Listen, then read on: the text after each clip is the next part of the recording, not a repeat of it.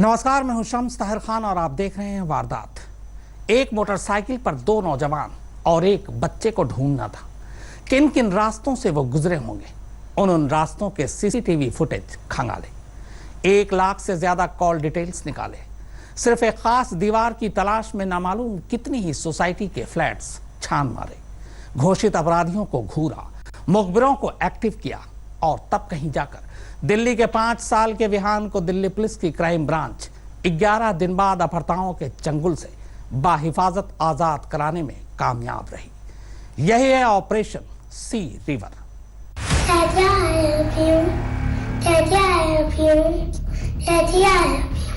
Bye. 200 CCTV footage, 1 lakh call details, 30 tower, technical surveillance, ground level intelligence, field observation, 2 WhatsApp video call, crime branch के करीब 1000 अफसर जवान, बाराती बनकर बारात में शामिल पुलिस, बारात में नाचती पुलिस, 8 राउंड फायरिंग, 1 की मौत, 1 घायल, और तब आजाद हुआ 5 साल का विहान।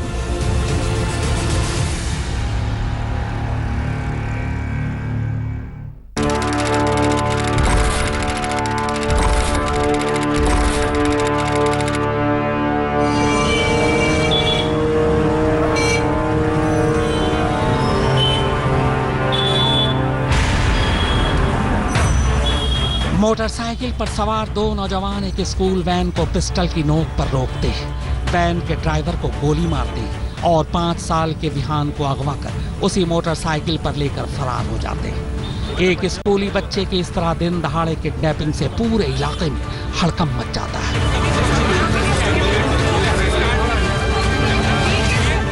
इलाका शाहदरा जिला पुलिस के तहत था, लिहाजा पुलिस फौरन हरकत में आती है। पुलिस की कई टीमें बनाई जाती हैं और जोरों शोर से विहान की तलाश शुरू हो जाती है।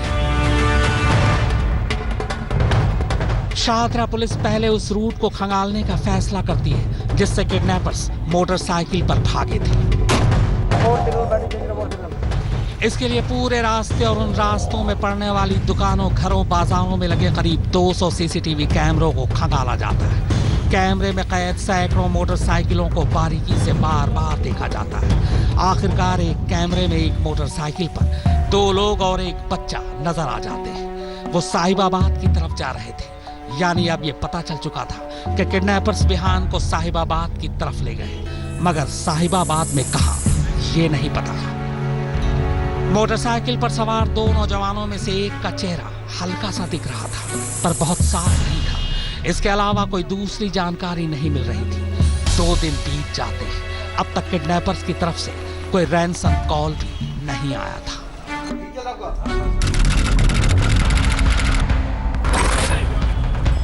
मामले की तेजी से जांच हो, इसके लिए केस शाहदरा पुलिस से लेकर क्राइम ब्रांच को सौंप दिया जाता है। इधर क्राइम ब्रांच के हाथ में केस आता है, उधर तीसरे दिन पहली बार किडनैपर्स का कॉल विहान के पापा के मोबाइल पर आता है।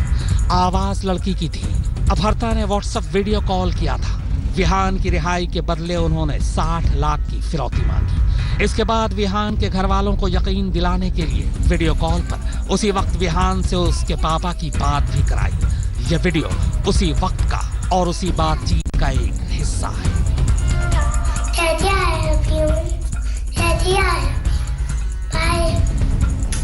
मेनली काम इसमें टेक्निकल सर्विलेंस से हुआ। वैसे तो ये लोग बहुत प्रिकॉशन ले रहे थे। इन्होंने 2-3 कॉल तो फोन छीने उनसे की। एक जगह कहीं गलती की जिससे पुराने जब रिकॉर्ड पे गए तो लगा कि ये नंबर इंपॉर्टेंट हो सकता है, फिर उसके बाकी नंबर लिए गए। जब उनको सर्विलेंस पे रखा गया तब फिर थोड़ा सा और उस पर ध्यान दिया और फिर आहिस्ते आहिस्ते करते करते इस नतीजे पे पहुंचे कि ये वाला जो ग्रुप है इसको स्टडी करना जरूरी है। दरअसल बाकायदा किडनैपर्स ने 10 से ज्यादा मोबाइल फोन्स का यूज किया और उन्होंने एक वीडियो बनाई और पेरेंट्स को भेजी जिसमें बच्चा आई लव यू डैडी कह रहा है। दरअसल बच्चा उस वक्त काफी सहमा हुआ था और जाहिर तौर पर ऐसे में बच्चे पर प्रेशर था ये सब कुछ बोलने का, उसे डरा धमका कर ये सब कुछ बुलवाया गया और ये जब वीडियो परिवार के पास आया तो जाहिर तौर पर परिवार बेहद परेशान हो गया, इमोशनल हो गया, टूट गया और ऐसे में एक वक्त ऐसा भी आ रहा था कि परिवार के सदस्य इस मामले में कहीं ना कहीं चाह रहे थे कि फिरौती देकर बच्चे को वापस लाया जाए।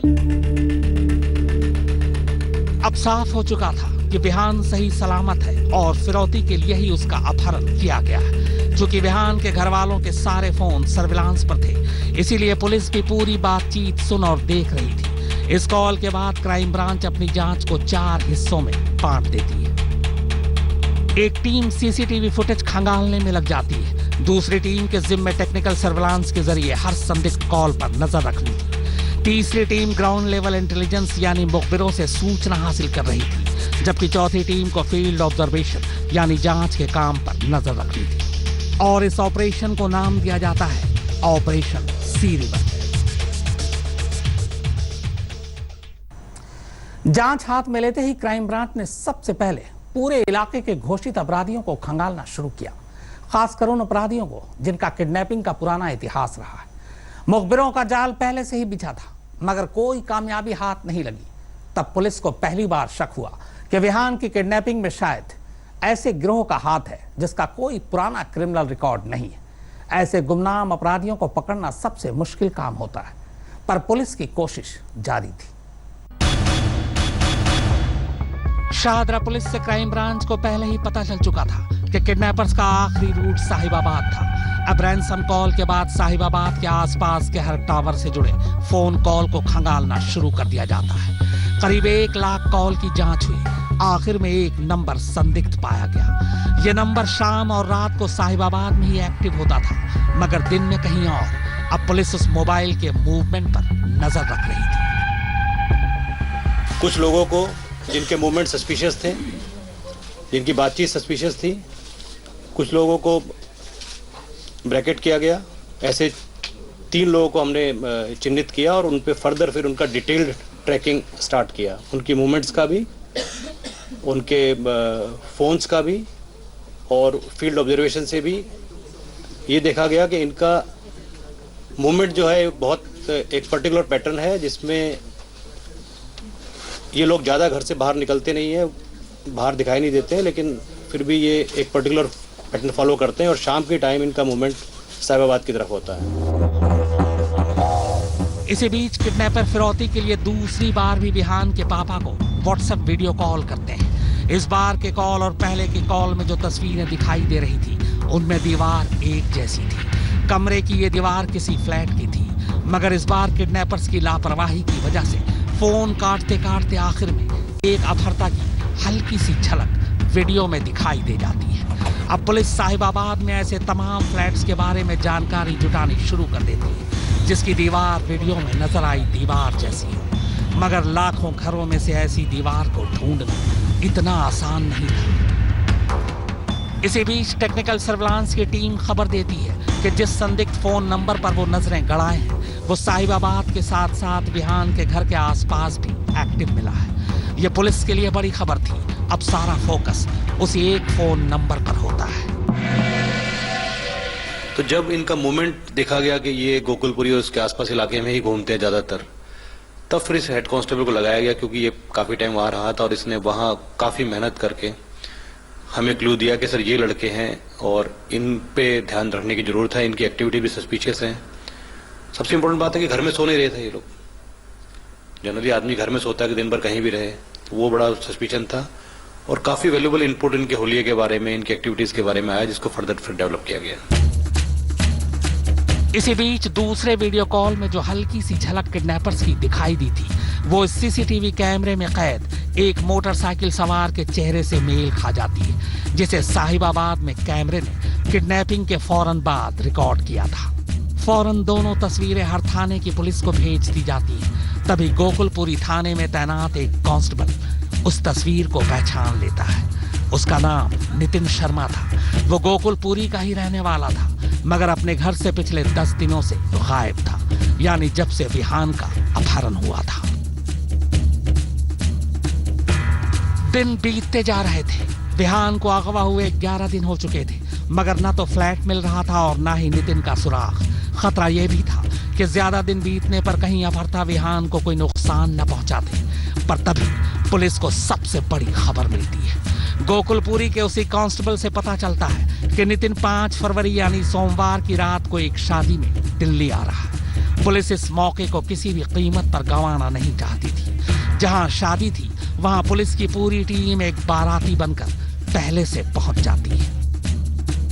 इसी बीच दूसरी तरफ सर्विलांस टीम लगातार उस संदिग्ध मोबाइल नंबर पर नजरें गड़ाई थी। ट्रैक करने पर पता चला कि उस मोबाइल का लोकेशन भी धीरे धीरे दिल्ली की तरफ बढ़ रहा है, और दिल्ली में भी उस जगह जहां शादी थी। विहान के अगवा होने के 11 दिन बाद पहली बार पुलिस के हाथ कोई बड़ी कामयाबी लगने जा रही थी। दरअसल इस किडनैपिंग केस को सुलझाना पुलिस के लिए वाकई बड़ी चुनौती थी।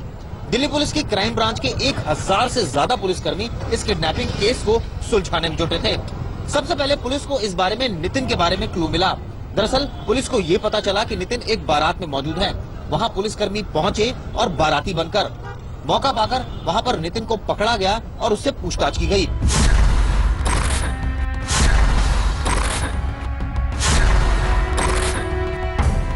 शादी समारोह में अचानक कांस्टेबल और एक मुखबिर एक शख्स की तरफ इशारा करते हैं। इशारा मिलते ही बाराती बनकर नाच रहे पुलिस वाले चारों तरफ से उस शख्स को अचानक दबोच लेते हैं। वो नितिन शर्मा था, विहान के 3 किडनैपर्स में से एक। विहान का एक किडनैपर हाथ आ चुका था। गिरफ्त में आते ही उसने विहान के अपहरण की बात कबूल भी कर ली। साथ ही यह भी बताया कि विहान सही सलामत है और साहिबाबाद के शालीमार गार्डन इलाके में एक फ्लैट में है। उसने कहा कि इस किडनैपिंग में इसके अलावा उसके 2 दोस्त पंकज और रवि भी शामिल हैं। सारी जानकारी मिलते ही पुलिस ने उसी वक्त तय कर लिया कि ऑपरेशन सी रिवर का क्लाइमेक्स आज रात ही होगा, मगर इसमें अब भी कई दुश्वारियां थी।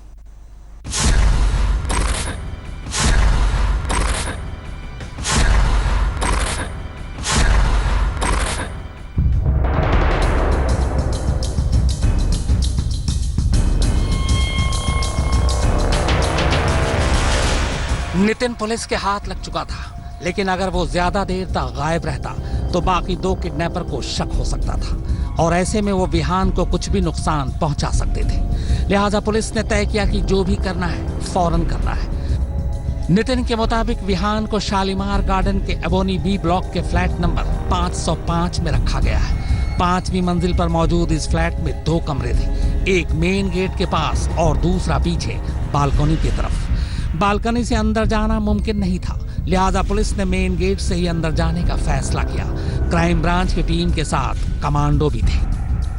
उनको नॉक करके इनको पहले बताया गया कि आप ये पुलिस हैं और ये आपके पास बच्चा, आप सरेंडर कीजिए।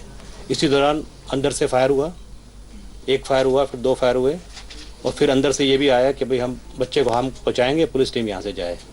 पूरी सिचुएशन को कंट्रोल करने के लिए और बच्चे की सेफ्टी के लिए पुलिस ने सेल्फ डिफेंस में फायर एक्सचेंज किया। अपहर्ताओं की तरफ से कुल 5 राउंड और पुलिस की तरफ से 3 राउंड गोलियां चली। गोलीबारी में रवि मारा गया क्योंकि उसके सीने पर गोली लगी थी, जबकि पंकज के पैर में गोली लगी, वो सही सलामत है। 2 पुलिस वालों को भी गोली लगी, मगर बुलेट प्रूफ जैकेट ने बचा लिया। इसके बाद जब पुलिस पीछे के कमरे में पहुंची तो डरा सहमा विहान पलंग के नीचे छुपा था। फिर टीम ने अंदर गए और बच्चे को जो अंदर वाले कमरे में डर के मारे पलंग के नीचे छुप गया था उसको निकाला। बच्चा काफी डरा हुआ था। जिस वक्त पुलिस की एक टीम 5वीं मंजिल पर धावा बोल रही थी, ठीक उसी वक्त करीब 10-15 पुलिस वाले फ्लैट नंबर 505 की बालकनी के ठीक नीचे बहुत सारे कंबल फैलाए खड़े थे, ताकि अगर गुस्से में अपहर्ता विहान को नीचे फेंक दे तो वो उन्हें कंबल में समेट सके। 12 दिन बाद उसी रात अब विहान अपने माँ बाप के पास अपने घर पर था। चिराग गोठी, दिल्ली आज तक। हाल के वक्त में यकीनन यह दिल्ली पुलिस का एक शानदार ऑपरेशन था। तो फिलहाल वारदात में इतना ही, मगर आज तक पर खबरों का सिलसिला लगातार जारी है।